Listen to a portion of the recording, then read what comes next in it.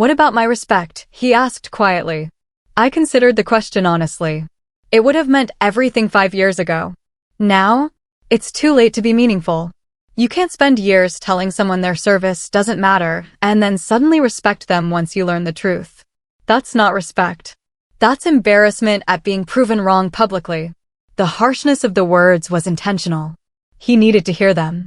Needed to understand that apologies offered only after being humiliated didn't carry the weight of genuine recognition. I should go, I said, gathering my things. Thank you for coming to the ceremony. I hope you learned something from it. I got out of the car before either of them could respond. Over the following weeks, the family reaction was mixed. My brother called to apologize, saying he'd never understood the full scope of my service. He was genuine, asking questions about my deployment, actually listening to the answers. We talked for 2 hours, and I felt some of the old closeness returning.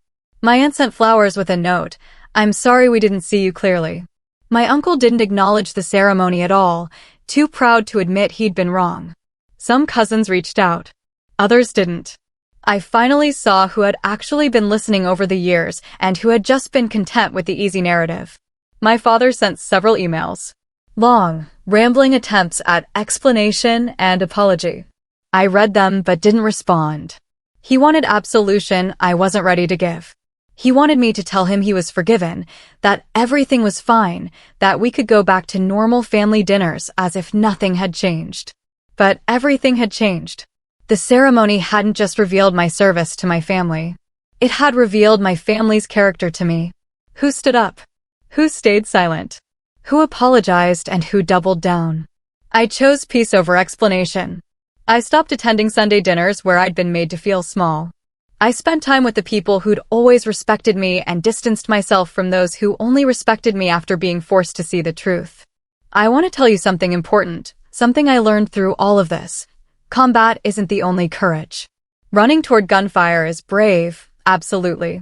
But so is standing in a room full of senior officers and saying, "No, this is wrong," when every instinct tells you to stay quiet and go along. Silence isn't weakness. Sometimes it's strategic. Sometimes it's self-preservation.